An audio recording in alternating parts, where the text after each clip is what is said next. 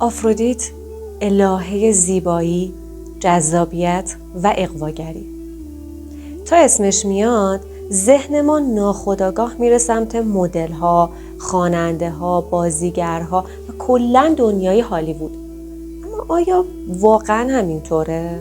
یعنی همه سلبریتی ها آفرودیتن؟ نه، به هیچ وجه. مگه میشه؟ بله که میشه. با من باش تا بهت بگم. اتفاقاً بچه آفرودیت یکی از کم زیست شده ترین انرژی ها در دنیای الانه. یعنی آدم ها خیلی کم دارن این انرژی رو زندگی میکنن، مخصوصا حتی بین سلبریتی ها. هیچ فرقی نداره. البته که قرار نیست که من فقط در این ویدیو راجع به انرژی آفرودیت بگم. در چندین ویدیو قراره بهتون بگم تا ببینید که انرژی آفرودیت خیلی متفاوت تر از اون چیزیه که اکثر آدم ها راجبش فکر میکنن و همه متاسفانه یک نگاه خیلی سطحی بهش دارن، در صورتی که این انرژی خیلی خیلی عمیق‌تر از اون چیزیه که ما فکرشو میکنیم و اگر درست ازش استفاده بشه و قبل از اون بهش یه شناخت و آگاهی درست و اصولی داشته باشیم، میتونه در زندگی همه ما زن و مرد انقلاب بپا کنه. در این ویدیو میخوایم نحوه تعامل و ارتباط آفرودیت با دیگران رو بررسی بکنیم. تاکتیک هایی که استفاده میکنه، از بعد جذابیتش، از بعد کیمیاگریش، از بعد توجه خاص آفرودیتیش، میخوایم بریم اینا رو با هم ببینیم. قبلش یه درخواستی داشتم ازتون. بچه حین ویدیو هر جایی که من دارم از کلمه آفرودیت استفاده میکنم، میدونم ناخودآگاه ذهنتون حالا میره سمت خانمایی که توی ذهنتون آفرودیت تایپ هستن، اما مخاطب من آفرودیت درون تک تک شما هست. چرا؟ چون میخوام با این انرژی رزونانس پیدا بکنید، کم کم حسش بکنید، باورش بکنید و با راهکارهایی که بهتون میگم اون انرژی رو در زندگیتون، در دنیای بیرون پیاده سازی بکنید. میخوام باش رزونانس پیدا کنید، ارتعاش این انرژی رو در درون خودتون بیارید بالا. پس مخاطب من آفرودیت درون تک تک شما هست. حسش کنید، باورش کنید. خب بریم به قولی از بسم الله شروع کنیم. یعنی از همون بدو ورود آفرودیت به جمع. یه محیطیه و آفرودیت میخواد وارد اون محیط بشه. چطوری وارد بشه؟ احتمالاً تصورتون اینه که در باز میشه، یک خانم فوق‌العاده زیبا و جذاب، شبیه ستاره های سینما، با لباس های خیلی خاص و زیبا و متفاوت و احتمالاً برند، با یه میکاپ خیلی دوباره خاص، جذاب، متفاوت و احتمال بالا با یه سری حرکات نمایشی فوق‌العاده اغراق‌آمیز میاد تو. اصلا مثل مدل‌ها کتواک میکنه میاد تو و اینطوریه که همه آقایون دارن با حسرت نگاهش میکنن و همه خانوم‌ها با حسادت. متاسفم که بگم اصلا اینطور نیست و لطفاً این تصوراتتون رو راجع به آفرودیت بذارید کنار. ما داریم راجع به دنیای واقعی صحبت میکنیم، نه دنیای سینما. و لطفاً تو هیچ زمینه‌ای خودتون رو با دنیای سینما مقایسه نکنید، مخصوصاً در این زمینه ها، چون جز نابودی عزت نفستون هیچی براتون نداره. فضاسازی هایی که در دنیای سینمایی میشه با دنیای واقعی زمین تا آسمون متفاوته. حالا که آفرودیت اون نشد، پس آفرودیت چیه؟ همینجا میخوام یه بیت از یکی از اشعار حافظ رو بخونم که احساس میکنم همون لحظه، یعنی اون لحظه‌ای که این بیت رو داشته حافظ میسروده، آفرودیت از ذهنش رد شده و این بیت رو سروده. حافظ میگه که شاهدان نیست که مویی و میانی دارد، بنده طلعت آن باش که آنی دارد. یعنی چی؟ شاهد در خیلی از اشعار حافظ یعنی معشوق. خب موی که یعنی موی بلند و اینا، میان یعنی کمر باریک. یعنی معشوق، حالا اون زن ایدئال، زن زیبارو حالا بخوایم تعبیر کنیم، اونی نیستش که لزوماً موی بلند و کمر باریک داره. در ادامه میاد میگه که بنده طلعت آن باش که آنی دارد. یعنی خیلی خلاصه و خودمونی بخوام تعبیر کنم این مصرع رو براتون، یعنی عاشق روی اون کسی باش که آن داره و آفرودیت اون آن رو داره. یعنی آفرودیت اون جذابیت، اون گیرایی رو داره که از ظاهرش خیلی جلوتره. یه کاریزمای درونیه. من تو ویدیو قبلا بهتون گفتم بچه‌ها، آفرودیت ها خوشگل و جذابن، نه اینکه لزوماً زیبا باشن. زیبایی معمولاً صفت خانم‌های پرسفون تایپه و حتی خانم‌های آفرودیت تایپ کم آرایش هستن و دوست ندارن خیلی آرایش کنن که از چهره خودشون هر چی که هست دور باشن.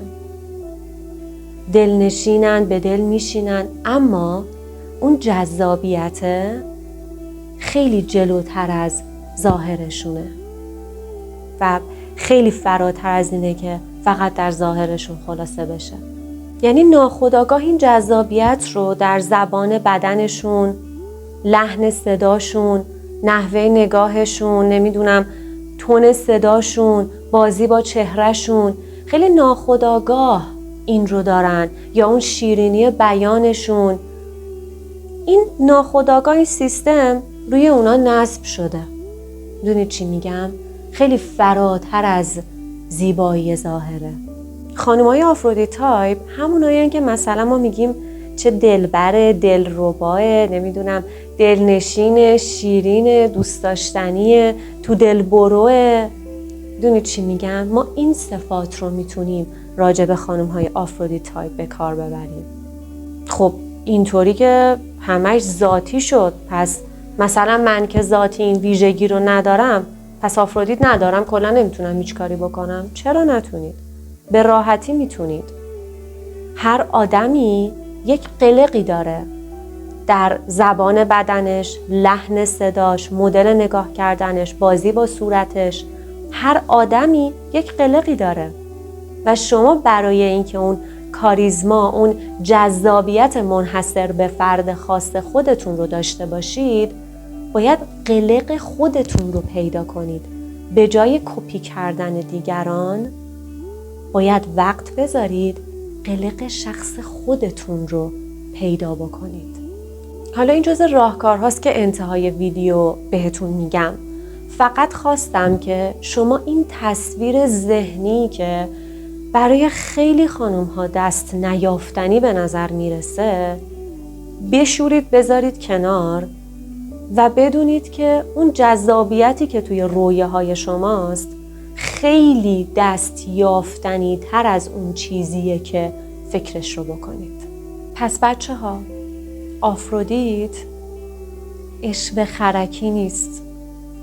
اینکه زور بزنی ادا بیایی نیست. خیلی دیدیم اطرافمون بین خانم ها، بین سلبریتی ها، خیلی دیدیم خانمایی که زور میزنن ادا بیان، اداهای فیک و مصنوعی و حالا همون که تو عامیانه میگیم عشق خرکی.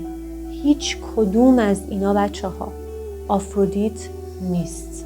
هیچ کدومشون.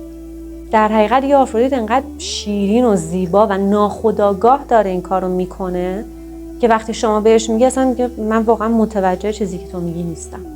اینقدر ناخودآگاه داره این کارو انجام میده. پس هیچ کدوم از اینایی که گفتم عشق خرکی، زور بزنی، ادابیای ادای فیک و مصنوعی که خیلی میبینیم در فضای مجازی، حتی بین سلبریتی ها دور و برمون خیلی میبینیم، هیچ کدوم از این آفرودیت نیستن بچه، هیچ کدوم.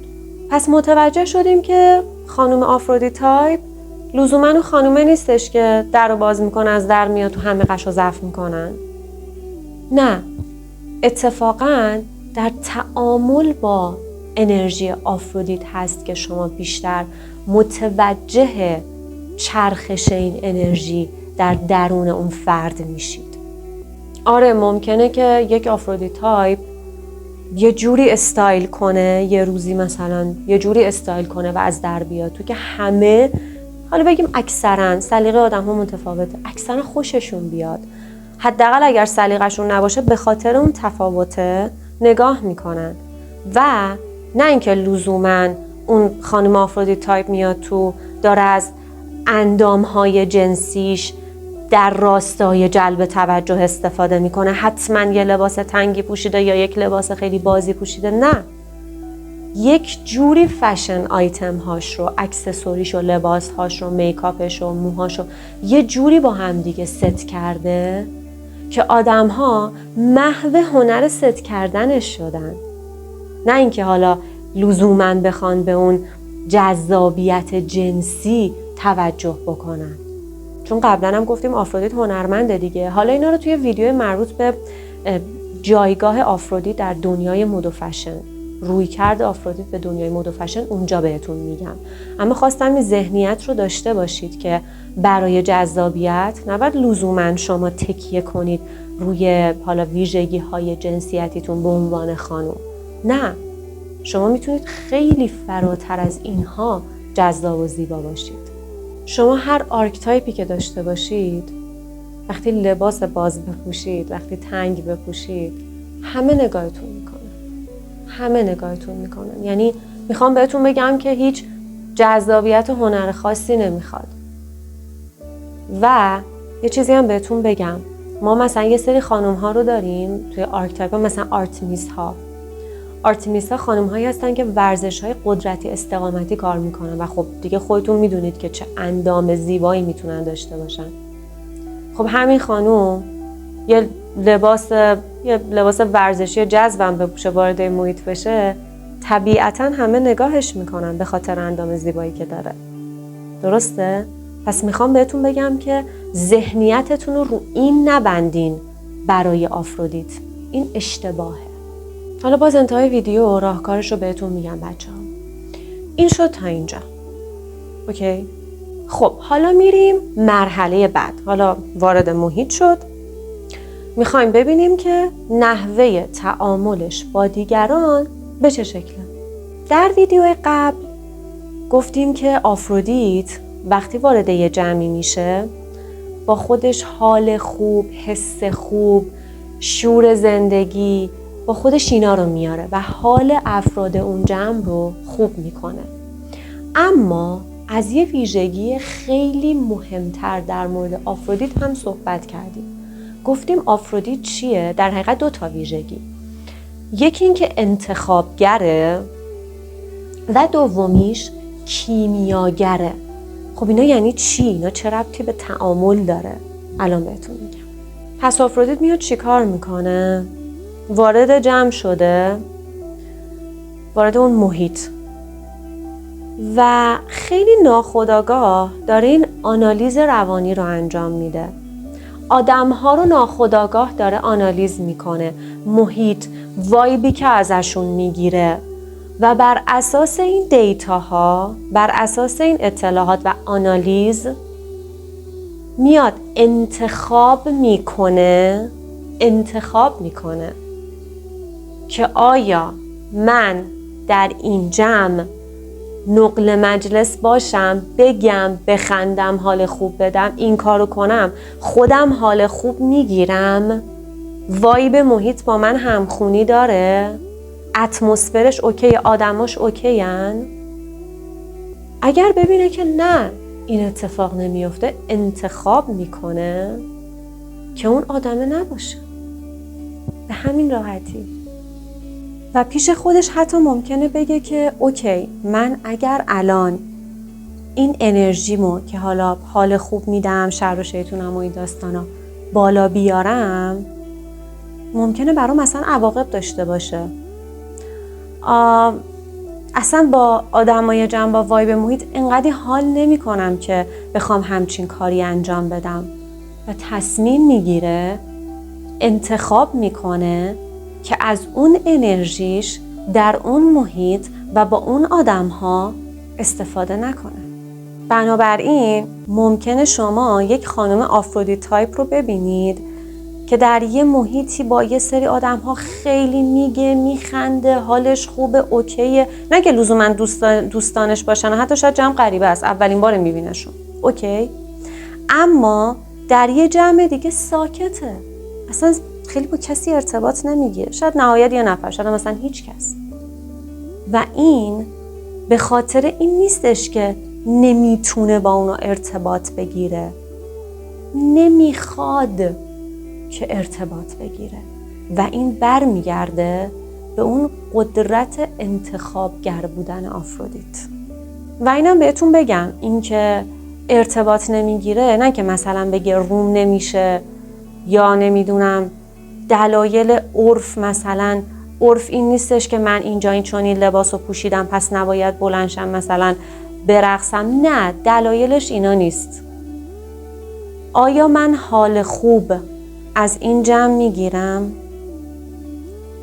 آیا حس خوب به من میده؟ من اگه دارم مثلا 10 تا انرژی میذارم، آیا این 10 تا انرژی به خودم هم برمیگرده یا نه واقعا همه انرژیم کشیده میشه؟ من دارم حس خوب میدم ولی اون آدما بیشتر شبیه آدمایی که میخوان از من سوء استفاده بکنن. میدونید چی میگم؟ انرژیم هدر میره. به هر حال انرژی مبحث خیلی مهمه دیگه، نمیشه هر جایی با هر آدمی خرجش بکنی که. و آفرودیت خیلی خوب این رو میفهمه و وقتی به این جنبندی میرسه که اوکی پس من حال خوبی نمیگیرم از این آدم ها، انرژیم بیشتر تخلیه میشه، حالم بد میشه، پس در نتیجهش تعاملی باشون اتفاق نمیافته، یعنی تعاملی باشون نداره، شاید اصلا بلند نمیشه برقصه، اون شر و شیطون بودنه همیشگیشو نداره و تصمیم میگیره که ساکت باشه. پس اینه که میگیم آفرودیت هوش ارتباط داره، خیلی باهوشتر از این حرف هست که اجازه بده از انرژیش، از جذابیتش در یک محیطی سوء استفاده بشه. اصلا همچین اجازه رو نمیده که ازش سوء استفاده بشه اصلا. چون خیلی ها به اشتباه فکر میکنن این خانم هایی که وارد هر جمعی که میشن با همه میگن، میخندن، همیشه لباسای مثلا باز و راحت میپوشن. بچه‌ها راحت باشیم با هم دیگه، ما کنار هم یه کامیونیتیم که قراره کلی رشد کنیم، لذت ببریم کنار هم، پس بذارید با هم راحت حرف بزنیم. با این لاس میزنه، با اون لاس میزنه و اینها رو ربط میدن به انرژی آفرودیت. اصلا اینطور نیست، اصلا اینطور نیست. آفرودیت بله اگر انتخاب بکنه که من میخوام ارتباط بگیرم با فلان آدم، زن یا مردیش فرق نداره، به زیبایی هرچه تمام، با یه خرد، با یک هوش خیلی خوشگل این کار رو انجام میده. آره اگه دوست داشته باشه لباس راحت بپوشه میپوشه، اما نه این که شما فکر کنید هر کسی که این کارها رو کرد و مخصوصاً انگیزه پشتش این باشه که بگه وای من از همه بالاترم، من از همه برترم، همه آقایون میخوان با من باشن، انگیزه این باشه فکر کنه آفرودیته. نه اصلا اینطور نیست. یا مثلا پیش خودش بگه اوکی چقدر خانوما به من حسادت میکنن چون همه منو میخوان و احساس کنه که از تحریک حسادت دیگران داره به بار جذابیت اون اضافه میشه، یا اینکه هیچ حد و مرزی نداره یعنی من جذابم. نه، هیچ کدوم از اینا آفرودیت نیست بچه‌ها، هیچ کدومشون. وقتی شما نوعی با همه راحتی، هیچ حد و مرزی نداری، همه میتونن وارد حریم تو بشن، این جذابیت نیست. این یعنی تو داری انتخاب میشی، یه حرکت کاملا منفعلانه است. و ما میدونیم که به عنوان یه خانوم هر لباسی بپوشیم کافی فقط لباسه یه ذره تنگ و جذب و باز باشه، همه میان سمت. هیچ هنری هم نمیخواد واقعا، یعنی اصلا زمان نذارید برای خودتون که یه چیزی رو ببینید که بگه اگه میخوای جذاب باشی این لباس تنگه رو بپوش، اینطوری باز بپوش. واقعا اصلا حیف زمانتون، اصلا نیازی به آموزش نداره. این به صورت غریزی هست. همه میان سمتمون و اگر بخوایم این شکلی باشیم پس داریم انتخاب میشیم. اون خانومی نیستیم که انتخاب میکنه. باید اون خانومه باشید توی زندگیتون که انتخاب میکنه. نوع پوششش رو بر اساس علایق، سلایق و حال خوب خودش انتخاب میکنه. حد و مرز داره، حریم داره، چارچوب داره، معیار داره. گفتیم آفرودیت یکی از حوزه هایی که خیلی توش فعال ذهنه و ذهن چارچوب محوره. هر کی از در اومد خوش اومد نیست.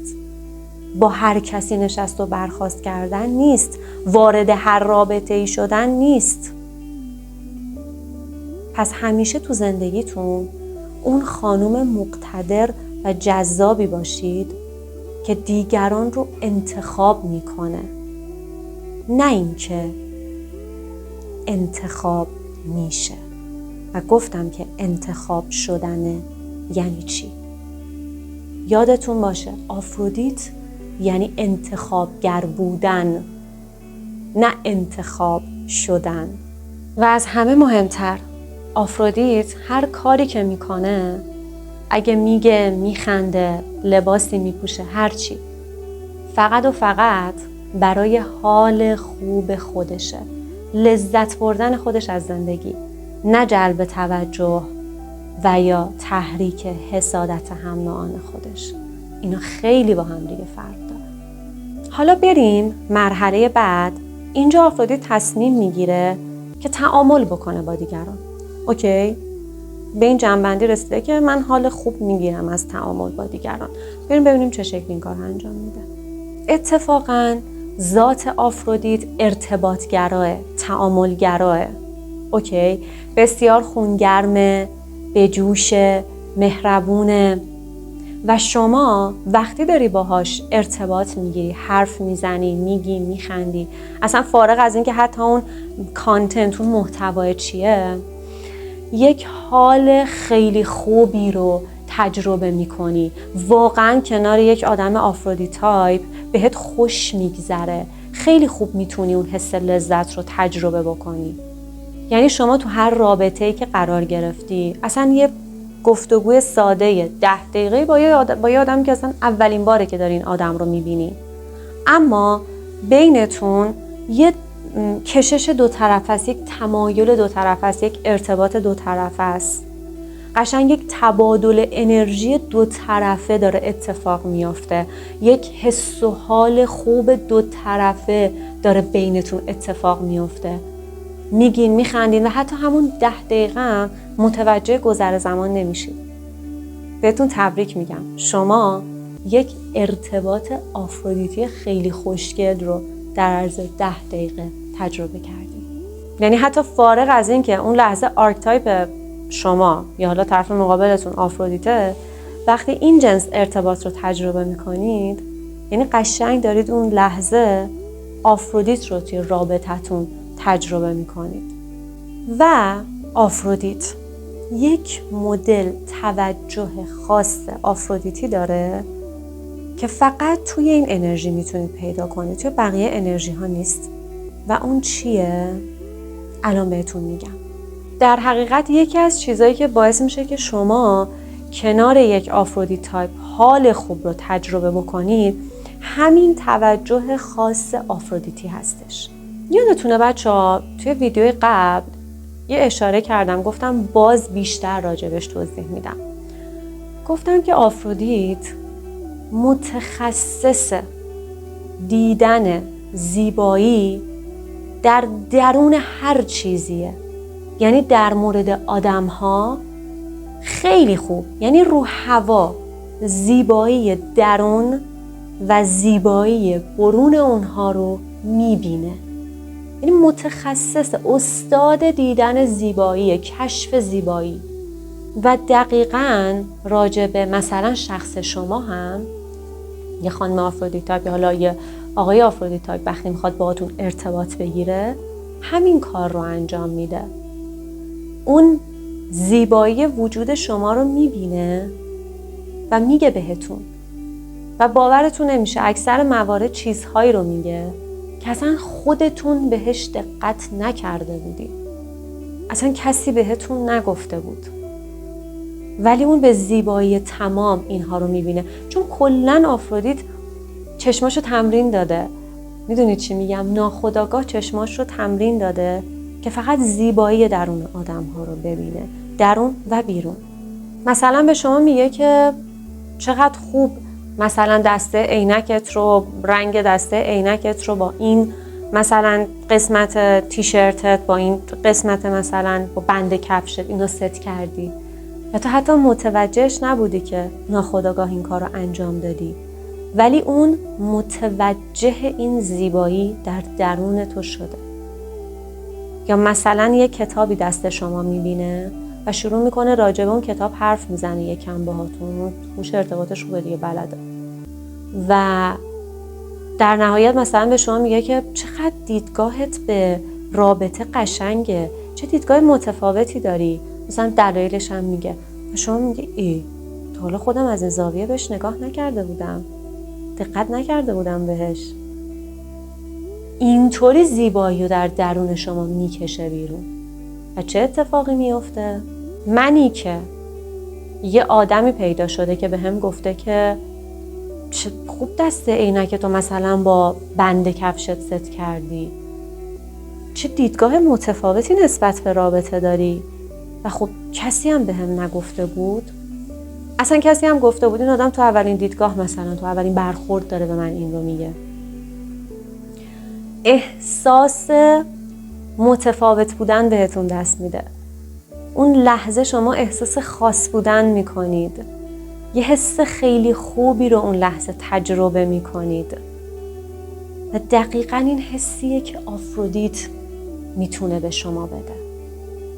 و شما خودتون حالا تصور کنید آفرودیت درونتون رو بالا بیارید که هر لحظه بخواد راجع به شما زیبایی کشف کنه، زندگیتون رو بهشت میکنه. و از همه مهمتر وقتی شما مثلا به عنوان یک حرکت آفرودیتی، به عنوان یک خانم یا آقای آفرودیت تایپ این زیبایی رو به اون آدم میگید، دارین به اون آدم چی میدین؟ حس دیده شدن و شنیده شدن، حسی که آدم‌های الان بچه‌ها تشنه اونن، به خاطر حالا مدل ارتباط گرفتن آدم‌ها که در دنیای الان داریم می‌بینیم دیگه، ارتباط گرفتن آدم‌ها با هم چطوری شده. وقتی یکی پیدا میشه که تو رو می‌بینه، تو رو میشنوه، نمیتونی اون حسی که اون لحظه بهت دست داده رو توصیفش بکنی، اصلا نمیتونی. و دقیقاً این یکی از تاکتیک‌های فوق‌العاده هوشمندانه ارتباط گرفتنه.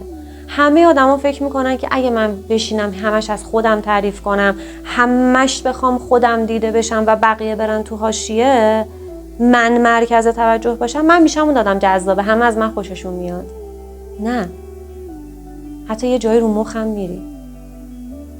اون چیزی که باعث میشه شما اون آدم کاریزماتیکه بشین اینه که لیسنر خوبی باشید، شنونده خوبی باشید، اکتشافگر خوبی باشید. و وقتی آدما ببینن که یکی داره بهشون گوش میده، یکی اونا رو دیده، بهشون حس وجود داشتن داده و ویژگی رو در اونها گفته که کس دیگه نگفته، اصلا تشنه این میشن که دنبال اون آدمه بیان. یعنی دیگه اصلا از اونجا بعد داستان لازم نیست تلاشی بکنید که اون آدم رو دنبال خودتون بکشونید، اون آدم خودش میاد. حتی بچه‌ها در دوره‌های فروشندگی در دنیای الان این یکی از درس‌ها، یکی از نکته‌های مهمه. میگن دیگه تمام شد دوره‌ای که شما فقط حرف بزنید. الان باید شنونده باشی. الان باید گوش کنی، ببینی ارباب رجوعت، کلاینتت، حالا کاستمرت، مشتری، اون داره چی میگه. شنونده باش، ببین اون چی میگه، تحلیلگر باش، زبان بدنش رو تحلیل کن، چهرهش رو تحلیل کن، سلیقه‌ش رو تحلیل کن و شنونده خوبی باش، بیننده و شنونده خوبی باش. تموم شد دیگه. قشنگ میدونی که به این آدمه باید چه جنسی بدی. مثلا چه میدونم ریلتر هستی، به این آدمه چه خونه‌ای باید نشون بدی و اینطوری انرژی خودت هم سیو شده، اون آدمم به اون چیزی که میخواسته رسیده. پس اینطوری بهتون بگم که آفرودیت میاد جلو، میبینه شما مثلا این زیبایی در استایلتون رو دارید، در میکاپتون دارید، در مدل موهاتون دارید، هر چی، یا یه زیبایی در درونتون دارین، بلده دیگه، میاد اینها رو بیان میکنه، بهتون میگه و شروع میکنه باهاتون ارتباط گرفتن. و اینم بهتون بگم وقتی از علایق آدم ها صحبت میکنید، وقتی در مورد آدم ها صحبت میکنید، اونها شروع میکنن با شما ارتباط رو ادامه میدن، شروع میکنن حرف میزنن و خود این همین یعنی ارتباط گرفتن و ادامه پیدا کردن اون ارتباطه و حالا جلو رفتنش. و حالا شما فکر کنید آفرودیت میاد این کار رو با شما میکنه، خودش هم که ذاتاً جذاب، خوشمشرب، گرم، به جوش، هوش ارتباط بالا، چقدر اون لحظه میتونید حس خوب و حال خوب رو تجربه بکنید با اون آدم. و دقیقاً یکی از دلایلی که یعنی یکی از مهمترین دلایلی که آفرودیت حال خوب رو با آدم‌ها تجربه میکنه همینه، چون دست میذاره روی نقاط قوت آدم‌ها، زیبایی آدم‌ها. نمیاد نگاه از بالا بهشون داشته باشه یا نگاه انتقادگر داشته باشه، ایراد بگیره، انرژی منفی بده. نه، اصلا تو این فضاها نیست. زندگی کوتاه‌تر از اونه که بخواد به این چیزا بگذره. باید لذت ببری از زندگی. این چیزیه که همیشه با خودش داره. و در نهایت شما تصور کنید که آفرودیت کیمیاگرم هست، کیمیاگر حوزه انرژی ها، حوزه آنیما و آنیموس، انرژی زنانه و مردانه. قشنگ میاد این تاکتیکی که بهتون گفتم و روی هر آدم به یه شکل پیاده میکنه. میاد مثلا توی روان خودش خیلی ناخودآگاه یه خورده از این انرژی برمیداره، یه خورده از اون انرژی برمیداره، ترکیبشون میکنه. کیمیاگری یعنی این دیگه، یک رفتار منحصر به فرد خاص خودش به وجود میاره و با اون رفتار میره با اون آدمه تعامل میکنه، با یه آدم دیگه یه ترکیب دیگه و به همین زیبایی میره جلو. پس آفرودیت اون خانومه نیستش که میگه اخ اخ پیف پیف همه بو میدن، نمیدونم من از همه بالاترم، من از همه زیباتر و برترم، هیچ کس به گرد پای من نمیرسه، نمیدونم از همه ایراد بگیره، با کسی ارتباط نگیره، یخ و سرد باشه، کسی رو در سطح خودش ندونه. نه، اصلا همچین آدمی نیست.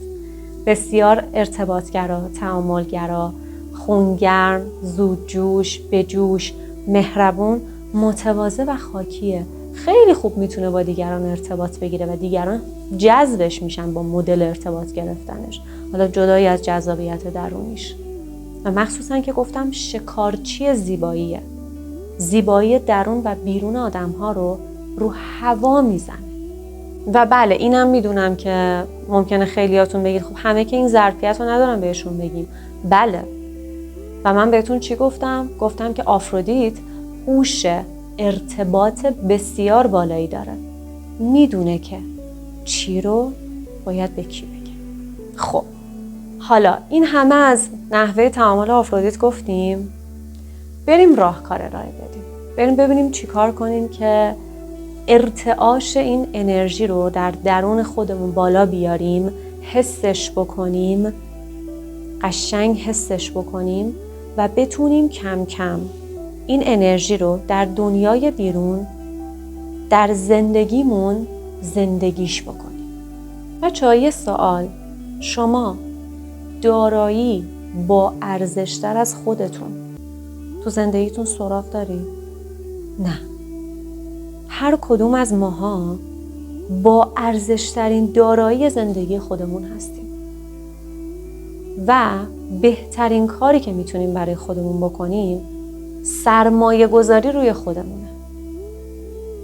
خب پس دارم میگم سرمایه گذاری یعنی چی؟ یعنی این که اگر میخواید اون آفرودیت درونتون رو زندگیش بکنید به زیباترین شکل ممکن. شروع کنید روی زبان بدنتون، لحن صداتون، بازی با چهرهتون، بازی با صورتتون، با اینا کار بکنید. اما خواهشاً دنبال راهکارهای آبدو خیاری نباشید. نرید مثلا یه ویدیو ببینید یکی میگه اینطوری کنی خیلی جذاب میشی، نمیدونم این راهکارها. نه، اون چیزی که روی یه آدم جوابه و میتونه خیلی باعث جذابیتش بشه برای یکی دیگه ممکنه خیلی مسخره بشه بچه‌ها. بله، ما یه سری زبان بدنها، حالتهای صورت داریم میگیم که اوکی اینا باعث میشه که خانوم جذابتر بشه، آقای جذابتر بشه، ولی همونا رو هم بچه‌ها اینقدر باید تمرین بکنید که مدل خودتون در بیارید. میدونید چی میگم؟ فیک نباشه، مصنوعی نباشه. اینقدر باید تمرین کنید تا مدل خودتون بشه. اگر میبینید که بازیگرای هالیوود و از اون گنده تر سیاستمدارها زبان بدن قوی دارن و در عین اینکه زبان بدن هر کدوم قویه، حالا یه سریاش مشابه ولی برای هر آدم منحصر به فرده، به خاطر این آموزش هاست. یعنی مثلا به آنجلینا جولی میگن تو باید برند خودت بشی، تو باید زبان بدن خاص خودت رو داشته باشی. مثلا چون میدونم جنیفر لارنس قرار زبان بدن خاص خودش رو داشته باشه، قرار نیست اینو از رو هم دیگه کپی کنن، یه سری حرکات تکراری داشته باشن. اینطوری که اصلا جذابیتی خلق نمیشه واقعا. مثلا ما 10 تا زبان بدن داریم که خانوم ها رو زیباتر میکنه، مثلا این زبان بدن خانوم ها رو جذابتر میکنه. شماره 1 اوکی رو من خیلی جوابه، مثلا 100% رو من جواب میده، ولی روی شما مثلا 50%، 60% جواب میده، اما بعدی روی شما خیلی جوابه اما برای من معمولی عمل میکنه. همین نقطه تمایز آدم هاست دیگه و اینها مستلزم آزمون و خطاه، تمرینه. باید تمرین کنید تا پیداش بکنید و یونیک خودتون بکنید، یونیک خودتون بشه. کپی نکنید بچه ها، فیک نباشید، ادای مصنوعی نداشته باشید، خودتون باشید. باور کنید خودتون خیلی جذابید. بچه اینی که دارم بهتون میگم یکی از متدهای قوی بازیگریه. حالا شاید یه روزی بیشتر از متد اکتینگ براتون صحبت کردم که چطوری میتونید برای خودتون ازش استفاده بکنید. و اینم بهتون بگم شما نمیخواید سیاستمدار بشید، نمیخواید بازیگر بشید، که در حدی اینها رو تمرین کنید که بتونید از پس زندگی روزمره‌تون در بیایید. خیلی کوتاه، مثلا 10 دقیقه روزی یه رو به چشم یه بازی کودکانه، به چشم سرگرمی اصلا بهش نگاه کنید، چون کودک درونم خیلی میتونه تو این زمینه بهتون کمک بکنه. و دقیقاً انقدر باید اینا رو تمرین بکنید تا ملکه ذهنتون بشه، بره تو ناخودآگاهتون. چی باعث میشه آفرودیت جذاب بشه؟ همه اینا براش ناخودآگاهه، چون خودشه. اکت نمیکنه، بازیگر نیست، خودشه. و شما وقتی تمرین میکنید و وقتی متدها رو شخصی سازی میکنید، اون زبان بدن رو ببخشید، زبان بدن رو شخصی سازیش میکنید، برای خودتون میکنید، میره تو ناخودآگاهتون و همون جذابیتی که دنبالش هستید میاد باهاش. یعنی فقط کافیه صبور باشید، تمرین بکنید یه رو، و این باعث میشه از چیزی که هستید اصیل‌تر باشید وقتی زبان بدن خاص شما بشه و از اون فیک بودنه، ادای الکی اومدنه، از اون مصنوعی بودنه دور بشید، خودتون باشید. و تو همین تمرین کردن رو که به چشم سرگرمی بهش نگاه کنید، اصلا بازی، کودک درونتونم میاد بالا، نمیدونید چقدر حالتون خوب میشه. یعنی هم دارید لذت میبرید، با کودک درونتون حال میکنید، هم از اون ور جذابیتتون داره زیاد میشه و آفرودیتتون هی داره بیشتر و بیشتر خودشو نشون میده. و سرمایه گذاری دوم چیه؟ بچه‌ها کتاب‌های توسعه فردی درست حسابی بخونید. کتاب‌های روانکاوی، روانشناسی درست حسابی بخونید. نه هر کتاب زرد و سطحی و دم دستی. شروع کنید خودتون و آدم‌های اطرافتون، دنیای اطرافتون رو بشناسید. تحلیل کنید، فکر کنید. یعنی وقتی شما زبان بدن یاد میگیرید، نمیدونم متدهای روانشناسی رو یاد میگیرید در حد که بتونید از زندگی خودتون بر بیایید. دیگه وقتی یه آدمی رو نگاه میکنید قشنگ با تحلیل زبان بدنش و استایلش و همه چیش متوجه میشید که اصلا در درجه اول این آدم ظرفیت داره که مثلا بخوام باشه ارتباط بگیرم، ظرفیت داره فلان حرفو بزنم، مثلا آره اوکی داره، خب حالا از چه دری وارد شم؟ یعنی دیگه همه این کارا رو به راحتی انجام میدیم. اما مستلزم اینه که مطالعه، مشاهده و تمرین داشته باشید. حالا کتاب که حتما بخونید، ویدیوهای یوتیوب میتونید نگاه بکنید، فیلم میتونید نگاه بکنید، این شما راه هست. فقط کافیه که شما اراده کنید و بخواید خودتون رو ادوکییت کنید، به اصطلاح تعلیم بدید، واقعا بخواید که آموزش ببینید. دومیش در رابطه با دیگران انتخابگر باشید. وارد محیطی شدید، به هر دلیلی وایب خوبی نگرفتید از آدما، از محیط، ملزم نکنید خودتون رو که حتما با جمع ارتباط بگیرید. نمیخواید ارتباط بگیرید، حال خوب نمیگیرید، تموم شد. ترس از قضاوت و برچسب دیگران نداشته باشید. این منزویه، نمیدونم بروز نیست و فلان، اصلا مهم نیست. مهم اینه که من حالم با این آدم و این محیط خوب نمیشه، تموم شد و رفت. و حالا بنا به دلایلی حالا مجبورم اینجا باشم مثلا، اوکی وارد نمیشم، چون معیار حال خوب خودمه.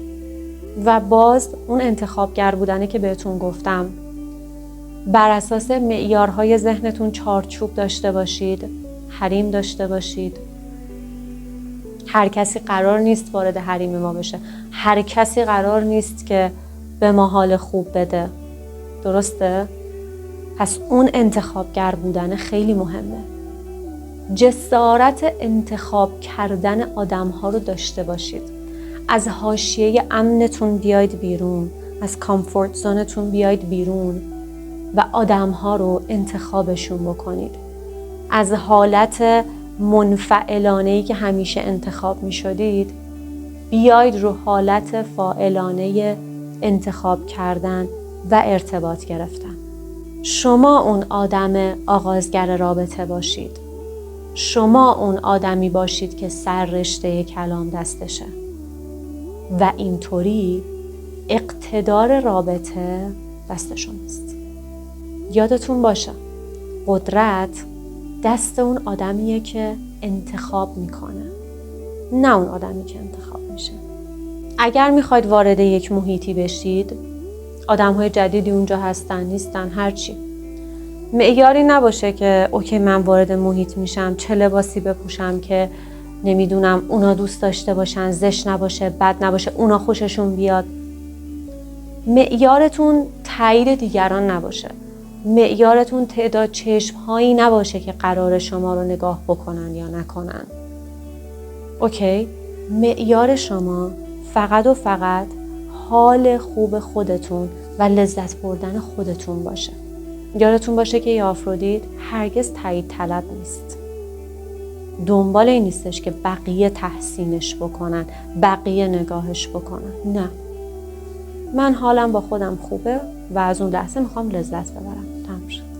و در نهایت چشمهاتون رو، نگاهتون رو تمرین بدید که زیبایی درون و بیرون آدم ها رو ببینید. ببینید بچه ها، من نمیگم ساده لوحانه دور از جونتون خوشبین باشید به آدم ها، صمیمیت بیش از حد، نزدیک شدن بیش از حد. نه، اصلا اینا مسئله آفرودیت نیست که مثلا مثل کارتون لوک خوششانس که بوش بگو میومدن میزدن من گو چه آدمای خوبی دارن با من بازی میکنن. نه، اصلا منظورم این نیست. منظورم اینه که زیبایی درون آدم ها دقیقا همونطوری که براتون مثال زدم، اون زیبایی رو میبینید، از اون در وارد میشید، ارتباط میگیرید و این باعث میشه که هم اون آدم از تعامل با شما لذت ببره و هم شما از تعامل با اون آدم. و قبلش هم گفتم که شما آنالیز ذهنی انجام دادین، یعنی بلدین که باید چی رو به کی بگید. اوکی؟ یعنی این گامه رو ما برداشتیم، این قدمه رو برداشتیم که به اینجا رسیدیم. حالا برم زیبایی این آدمه رو بهش بگم، اینی که دیدم و بهش بگم و ارتباط بگیرم. اوکی؟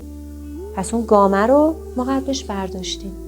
تمرین کنید بیننده و شنونده خوبی برای آدم ها باشید، به جای اینکه همش حرف بزنید و همش خودتون باشید که بخواید دیده بشید و شنیده بشید. نه، تمرین کنید که بیننده و شنونده خوبی باشید در ارتباطاتتون. الهه های جذاب و زیبا که تا انتهای ویدیو اومدین، دمتون گرم. واقعا بهتون تبریک میگم، چون به خودتون ثابت کردین که میخواین اون الهه درونتون رو بیدار کنید و زندگیش بکنید. مرسی که انقدر خفنید.